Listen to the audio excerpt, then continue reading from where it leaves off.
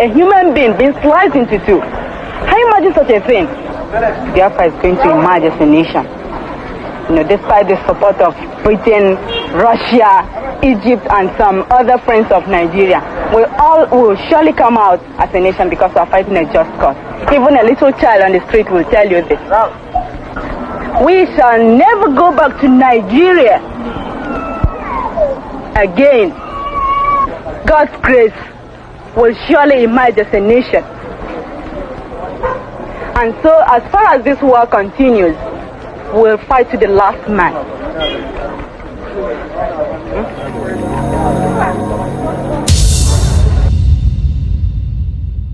Ladies and gentlemen, I present to you the Prime Minister of the Biafra Republic Government in Exile, His Excellency Ekpa Simon Njoko. Thank you.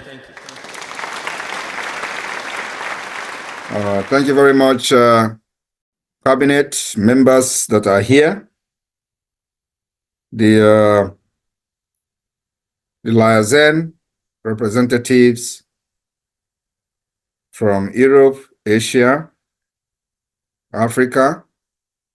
I welcome every one of you to this town hall meeting to brief Biafra'S in the United States, our every 2 weeks achievement and update. Because of the phase we are into in the liberation of Biafra, it is very imperative that those of you in the United States working day and night to see the progress of this government be briefed. So you know that the movement you are part of, the progress we are making, and the plan we have for the next 2 weeks. The last time I had this town hall meeting with you, I made it very clear that as a result of the propaganda from the Nigeria state and the difficulties we are facing, especially in disseminating information and, of course, creating awareness to our people back home, that I promise that the Biafra satellite TV, before coming back today, will be live in Biafra land. I also promise that before this today, we are going to have the Voice of Biafra satellite radio. And today I have come to inform all of you in the United States that the Biafra, Voice of Biafra satellite TV is live in Biafra land. Good luck. Not only that, I've also come to inform all of you that the Voice of Biafra satellite radio, 97.5 FM, is also live in Biafra land. Before this today, please, so please mute. yeah, so our next agenda is to see that these satellite radio transmitters are scattered across Biafra land. And, you know, I promise that it is going to be, we're going to focus more on the coastal state at this point. But because we have, you know, previously used some transmitters in the hinterland. And so I wanted the IT technical department to focus on, you know, bringing those transmitters back to life. And then the new transmitters will now channel to the coastal state before we, from there, you know, push to the hinterland. So today, the Voice of Biafra satellite radio is live in Ebonyi State, and gradually The other broadcasting transmitters will be reimbursed, refurbished, and they will be live in a few days' time. Then we will start installation of new transmitters in other states until we cover the 40 states of Biafra. And this idea of 40 states of Biafra, all of you remember that last 2 years, we started this radio project, and then we were not on satellite. So there was a big difference between then and now. And the reason why we put the radio, Voice of Biafra radio on hold after the launching 2 years ago was because we believed that we needed to do more of action work, and then the radio and the TV will come in later days, and that later days is now. So we've been able to finish the structure of the government, both the security, the Liberation Army, the Biafra resistance fighters, and as the activities of this Biafra Defense Force are going on in Biafra land, we need to keep our people aware of the activities of those defending them. So it is very important that we have this radio station and the TV station as well, which is covering the entire sub-Saharan Africa. So if you are, in any part of the sub-Saharan Africa, you will have access to watch the Voice of Biafra satellite TV, which is on 247. As I'm talking to you, the TV is live. So this is one of the updates I'm bringing to the United States, to Biafrans in the United States this evening, and we still have a lot of work to do. Also, this is very necessary because of our ongoing self-referendum. Everybody, you could remember that we have embarked on this self-referendum, which is online voting. We need as many votes as possible. And I want everybody to understand that this is a collective task that we must do. So those of you can individually sponsor many, private individuals to help in voting. It is very, very important. And like I have always said, we don't care how these votes are coming in, because we are going to defend it at the end of the day.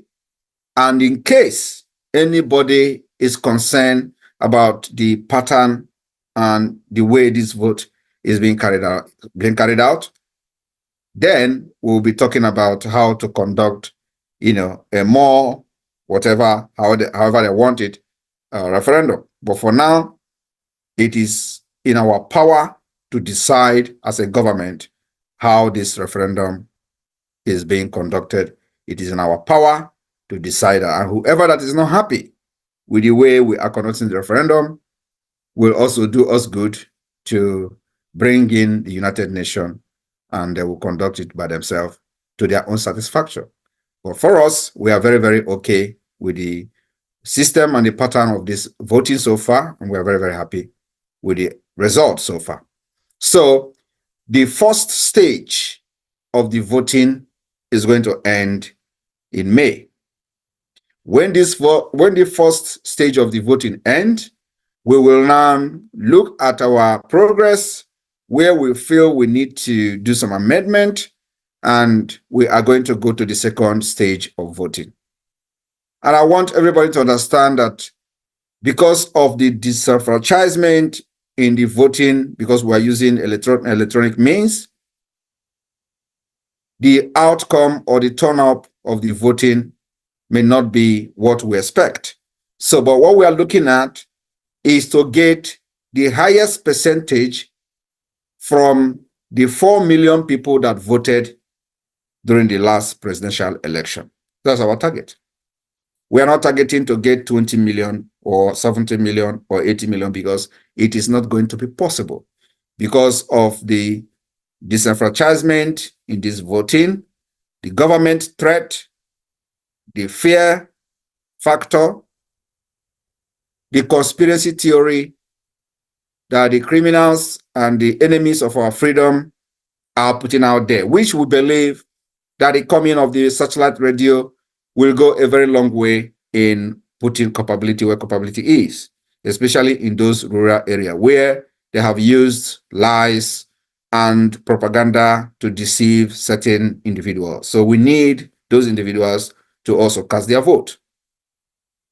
But as soon as we finish this first stage, the second stage of voting will probably be different from what we have in the first stage. Now we are learning to know where we are going to make some amendments. So those of you in the US, you can take it upon yourself to make contact to those back home and help in buying data for them, for example, so they can help in, you can give each person you know a task to get you 1,000 votes, for example, and provide data for them. The rules have not changed, but because there is problem with the data, there is problem with the internet, and this is the first time we are doing such thing, knowing fully well that the internet is not accessible in Biafra land, not even in Nigeria. So it is already used, because we are using the electronic means, is already a disenfranchisement on its own. But we have to do what we got to do to support those who will have the opportunity and the means to use their mobile phone to help others to vote. So it is a task I am giving to every one of you, and also it is a responsibility that every one of us must take. Why the Biafra government in exile and the de facto government in the homeland are providing some gadget to selected electoral officials in each state, it is not enough. So we need to individually, on our own, help the government in making sure that the dream of having as many votes as possible before October, November is achieved. And that is number 2.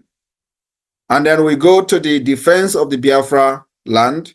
As you all can see, your support to the government in exile, your contribution has seen a total protection and defense of the Biafra territory, that today there is no attack, there is no mass killing in Biafra land. It is, the credit goes to you because you have made it possible.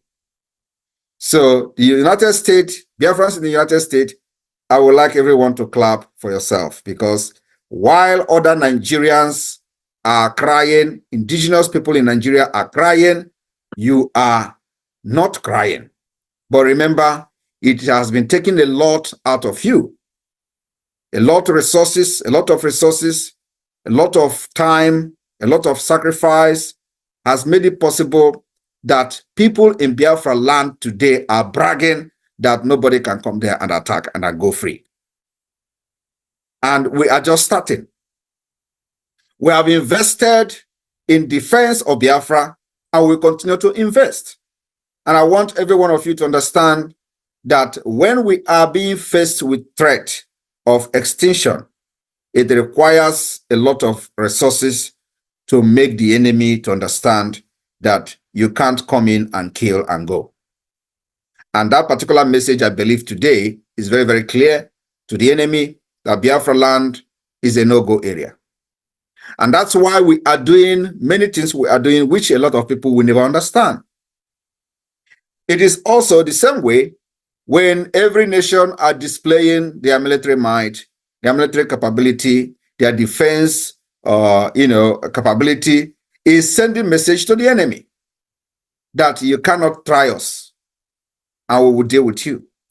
So even though we don't have aircraft, we don't have fighter jet, we don't have military tanks and all that, we have ground forces, bigger than Nigeria. We also have men who are more brave, more trained, even more experienced than those Nigeria terrorist army. And I don't need to be saying it because the result is there. So we are also sending messages to those who have been attacking other indigenous people in Nigeria, killing them in masses, 2 days ago, we were watching how they were running from Plateau State, from the community that hosts one of the university there. And people were massacred. And everybody was watching.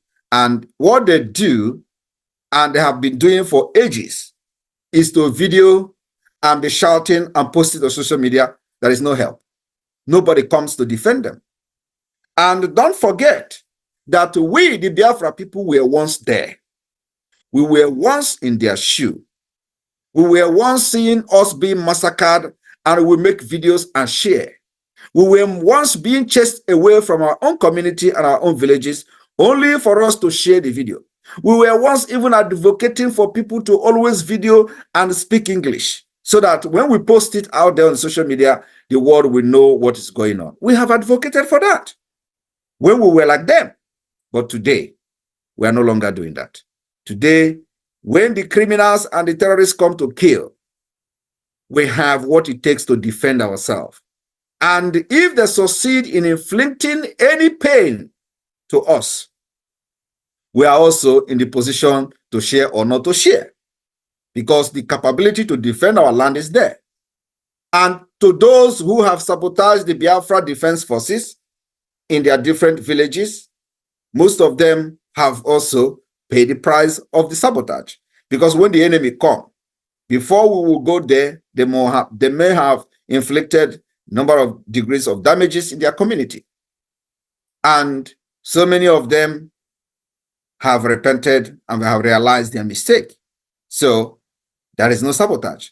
But knowing our people, who they are, and because of what Nigeria have inflicted in their brains, it is never going to end. The sabotage is something that we are going to face till the restoration of Biafra. And that's why when the sabotage comes, I am not very bothered, because it is part of the struggle. It is not just because of Biafra. It is the sabotage is everywhere. There are countries that are sabotaging their own country today. So it is something that have to do with humans, and we can't eradicate it completely. But the good news is that when Biafra become an independent state, we have the solution. We have what it takes to end every sabotage, to make every single person become patriotic citizen through government policies, through inclusive governance, through equality, progress, equity, and justice.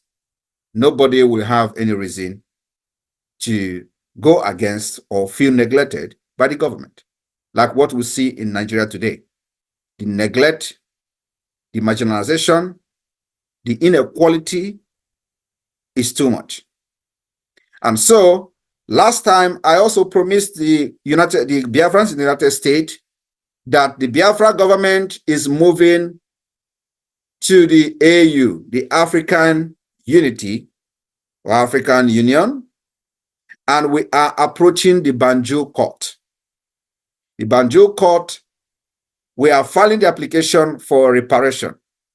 That is going to be in the next few days. This particular process will kickstart. And we are also activating the Article 20 of the African Charter on Human and People's Rights. The Article 20 clearly states that all people shall have the right to existence. They shall have the unquestionable and the inalienable right to self-determination. And that's where we are today. It went further to say, they shall freely determine their political status and shall pursue their economics and social development according to the policy that have freely chosen. So we have chosen our own policy according to what is enshrined in the African Charter of Human and People's Rights. Also, the Article 20, Article 21 of the same charter state, all people shall freely dispose of their wealth and natural resources. We have not given that right by the Nigeria state to dispose our wealth and natural resources. This right shall be exercised in the exclusive interest of the people. What is happening in Nigeria today is a complete violation of the African Charter, Article 21. There has never been any time in the history of Nigeria that Nigeria government considered the indigenous people under which the natural resources that Nigeria is using to fund terrorism today is coming from. And in no case shall a people be deprived of it. Nigeria have deprived us from the time they discovered natural resources in Nigeria, and which is located in Biafra land. This is what we are going to pursue simultaneously as we fight in diplomatic way, international level, globally, and then of course in defense of Biafra land. We are following Nigeria and fighting with using multidimensional approach.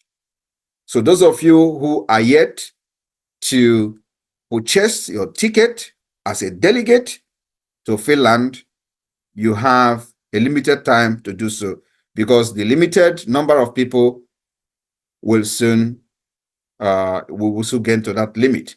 And once that limit comes, it means you may not have the opportunity to participate in this historic event where the declaration of the restoration of independent state of Biafra will be declared in Finland.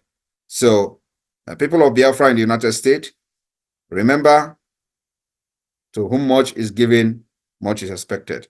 You have given much to the Biafra Republic government in exile, and of course, our much expected is what you are seeing today, where Biafra land has been sealed and protected under the watch and defense of the Biafra Defense Force, which include Biafra Liberation Army, Biafra Resistance Fighters, the Biafra Air Force, and Biafra Navy.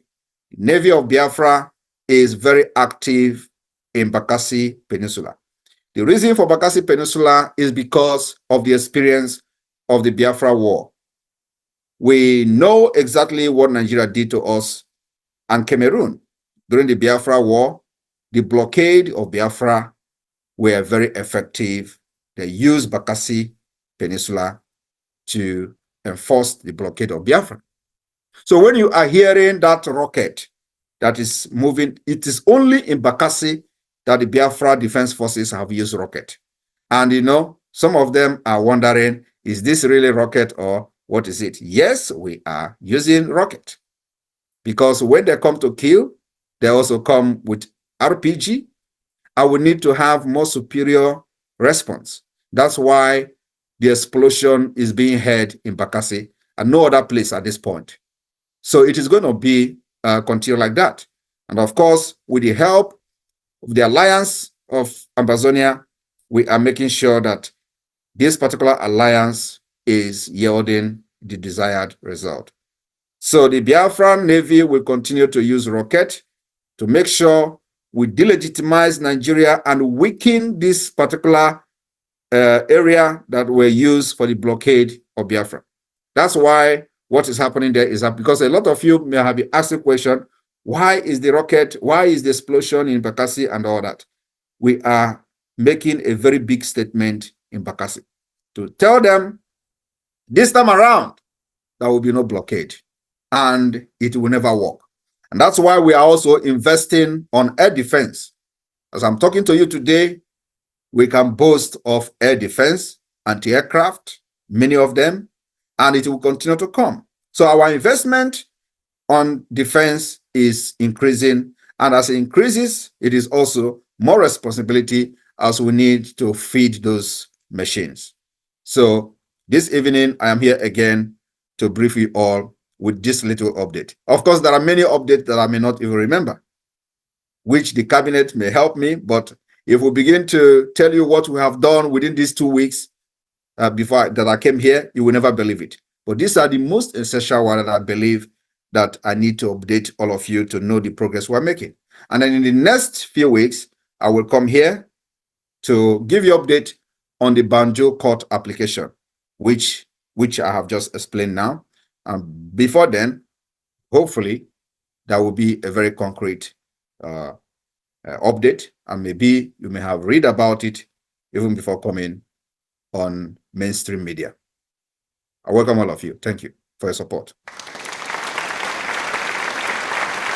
Thank you, our Prime Minister, His Excellency Ekpa Simon Njoku Obatobie Agune Chamber.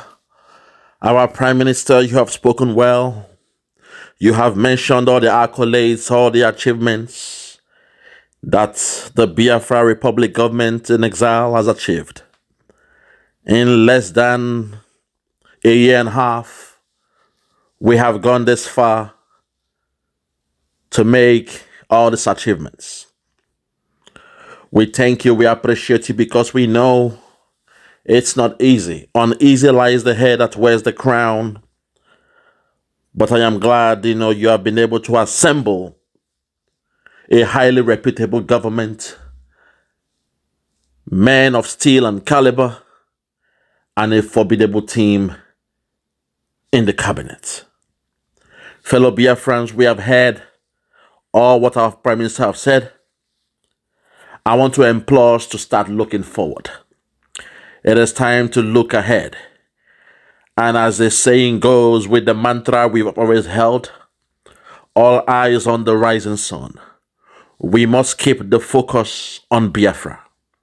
We must keep the discussion on Biafra. And we must anchor our hopes, aspirations towards the achievement of the restoration of Biafra.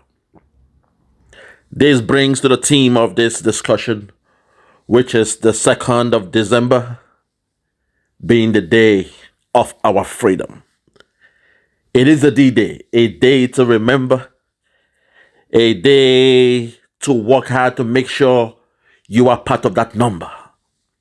My fellow Biafrans, the days of being scared or the days of having double doubts, doubting yourself, the doubting Thomases, those who are assuming that they still love Nigeria to an extent. You still believe in the politics. Some of you said you love Peter Obi. You say you believe in the government of that zoo called Nigeria. But you have seen what they have done to your people in Okwama. For the Biafrans who are doing the turnaround, I'm specifically speaking on those who have done a 180 degrees to turn around from the nonsense they call Nigeria, from the insult and, the low reputation that they put themselves through when they discussed the so-called election of that zoo. I hope and I'm glad that you have turned around and you have come back to the family fold. Because we must remain resolute, we must remain focused towards achieving the goals. This is the year for our freedom. My fellow Biafrans, we have come a long way.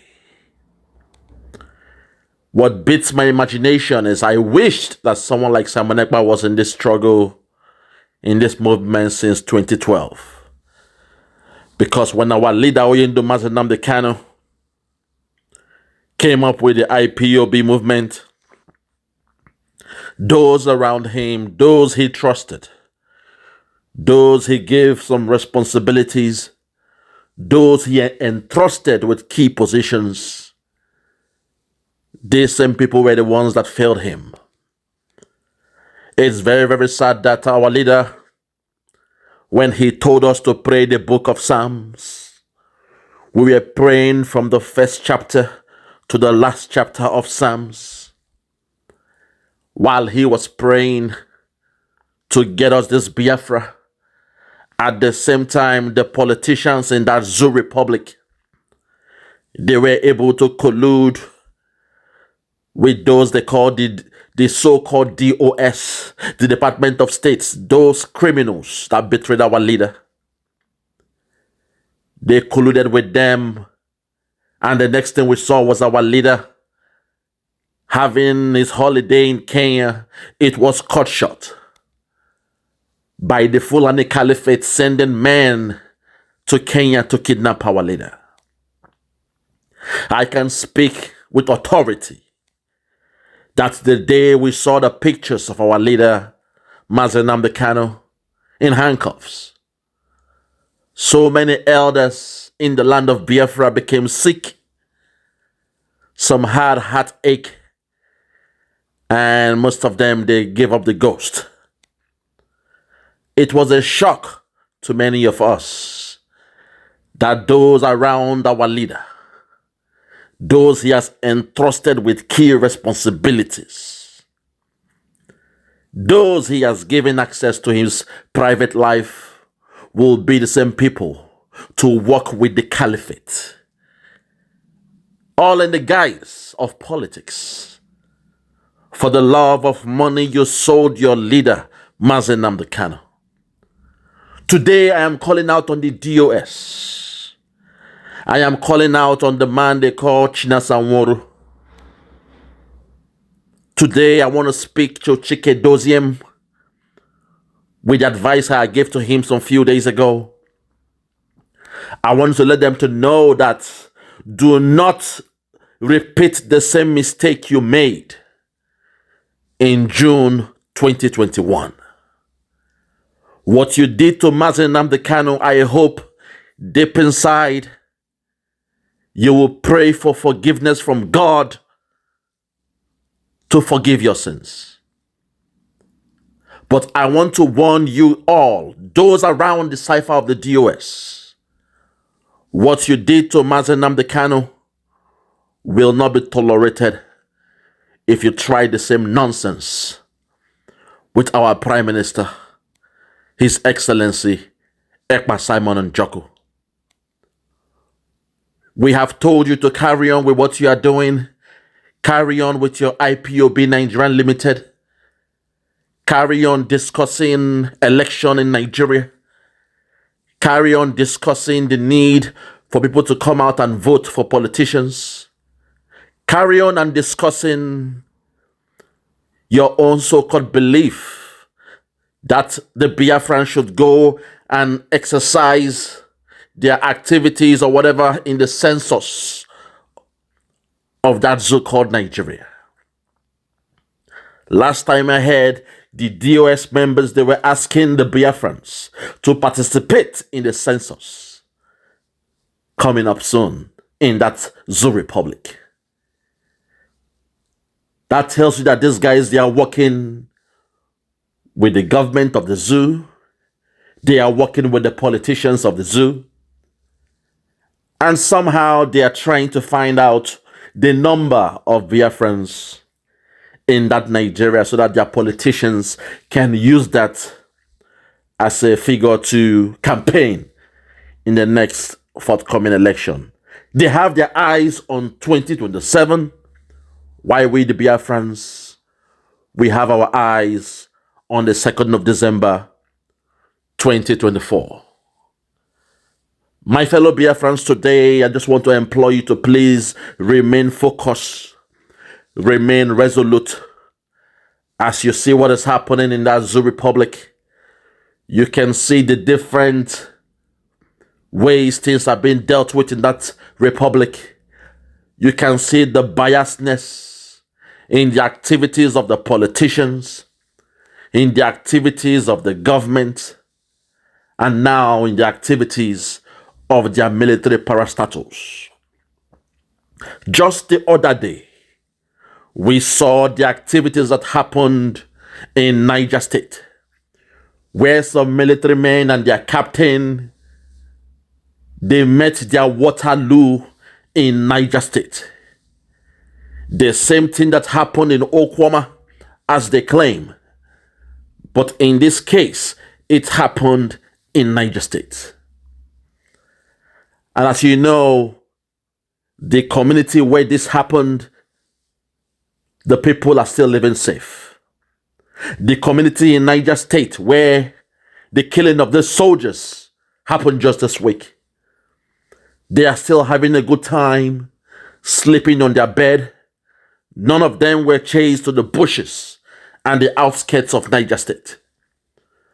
But when the same is being met in the land of Biafra, when a similar scenario took place in Okwama, till this day, this is the 6th week, our people are still in the bushes. They are still dying in the wild. They are still hungry. They are still looking for food because there is a food blockade in the community. As we speak, all the buildings in Okwama has been leveled to the ground. As we speak, it was just yesterday, the 6th week and counting, that the governor of Delta State was allowed to access Okwama. And from the video I saw, the footage I saw, Lord have mercy, all the buildings in Okwama was brought to the ground. The only building I saw standing was the one that the Zoo military, they used as their temporal police checkpoint and their torture house. That's the only building standing in Okwama as we speak. My fellow Biafra'S, it is time for us to know that we are on our own. It is time for us to know that this fight, when it comes, when Biafra is declared, when this fight comes, it is for us to fight diligently and be ready for the task ahead. Today, I want to speak to my friends from the land of Oduduwa. I want to speak to the spokesperson of Chief Sunday Igboho, the good man they call Koiki Media. I want you to send this message to Chief Sunday Igboho. Let him know he needs to keep his head up. Let him know he must not be distracted by what is happening in the Yoruba nation. We saw what happened. We saw what they showed on the media. We know that is not the antics of the real Yoruba nation, the activists. What we saw was a grand design of the caliphate. What we saw was the genius of the man they call the Jagaban. A man you choose to say he is your brother. You say Tinubu is a Yoruba man. You have claimed him as your brother. But he betrayed the Yoruba nation movement when he came with that so-called charade of men in their own so-called military uniforms and then guns. And suddenly they have given a dog a bad name by claiming that the Yoruba nations were those responsible for that childish act in Oyo State. We know the real Yoruba nations. We know you guys are not responsible for something that's stupid, something that's childish. How can you go all out to take over a government house with just one dang gun? A pump action. Just one. It's not done. But that is the Jagaban that you all believe in. So today I want to speak to Koiki Media, the spokesman of Chief Sunday Igboho. I want to tell you to keep your head up and let your leader know that we know the game of the caliphate. Do not be destroyed. Do not feel dismay. Tell him to keep his head up. But he should expect more to happen because that is the game they've been playing to us, the Biafra'S. Across the Biafra land, when you look back and forth, through and fro, you see the activities of the politicians. You see the activities of the DOS, the criminal DOS. But when they carry out all the atrocities, they blame it on Simon Ekpa. When they do the pillaging, the killing of the people in the land of Biafra, they call the name of Simon Ekpa. So today I'm speaking on the Yoruba nation. I say keep your head up, do not be distracted. We know the game of the caliphate. They cannot distract we, the Biafra'S, with all the shenanigans happening in the land of Biafra. So I want to tell the Yorubas to keep their head up. If only Simon was with Nnamdi Kanu since 2012, by now we would have been in our land of Biafra.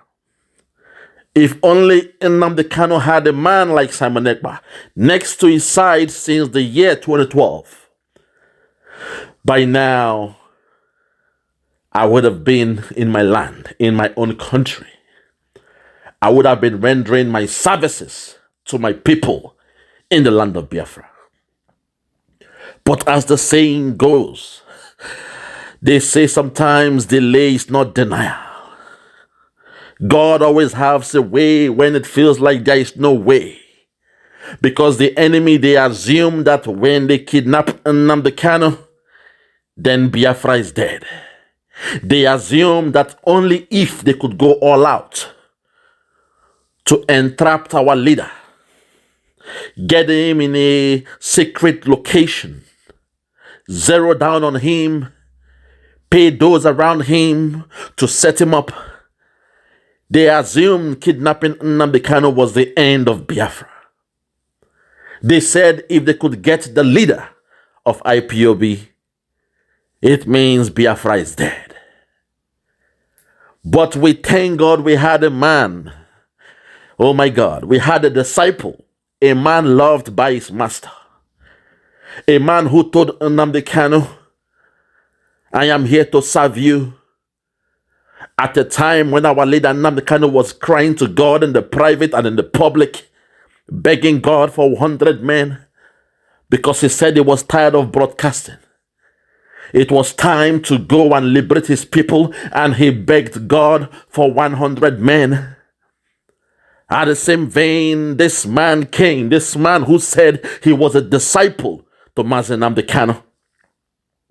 This man they call Simon Ekpa, a man all the way from Finland. He came and told our leader, I have heard your prayers in the public. You said you needed 100 men. I will make your job easier because in me, I am 50 in one. So while the DOS were planning with the caliphate, where they were planning with the so-called Southeast governors to kidnap our leader, they assumed that was the end of the movement. But as God will have it, as the good God will have it, the stone which the builders have rejected has become the cornerstone. Simon Ekpa, a guy who was rejected by the DOS, they came with different ways to blackmail him. They even tried to cajole our leader Nnamdi Kanu to let go Simon because they said Simon did not swear an oath. The man they called Priest Darlington, in the confidence of Mazi Nnamdi Kanu, he told Nnamdi Kanu not to trust Simon Ekpa because he heard Simon Ekpa did not swear an oath of the DOS. But we thank God that the stone which the builders have rejected has now become the cornerstone. The man that the DOS have rejected is now the Prime Minister of the Biafra Republic government in exile. Mazi Simon Ekpa, you are the one ordained by God. You are the one destined to bring us Biafra in the absence of our leader, Oyendo Mazi Nnamdi Kanu. To the legal team of our leader, Mazi Nnamdi Kanu, we tell you, cry no more. You have done the best you can in a banana republic. You have done the best you can in a country where there is no rule of law. I say you have done the best possible in a place where elephants can fly. For those who say they love Nigeria, I hope you are enjoying the hardship you're going through. Because last time I checked, there is hunger in the land. People were crying, they were hungry. But the politicians and their children, they were enjoying the best of life abroad. But to the Biafrans still, entrapped in that contraption called Nigeria, This is your year to freedom. Rejoice, rejoice, rejoice. Your freedom cometh this year. And on the 2nd of December, you will be in Biafra. Your freedom will come. Your freedom is at hand. From me, from here, for now, I want to say good morning, good afternoon, good evening, and good night. Thank you.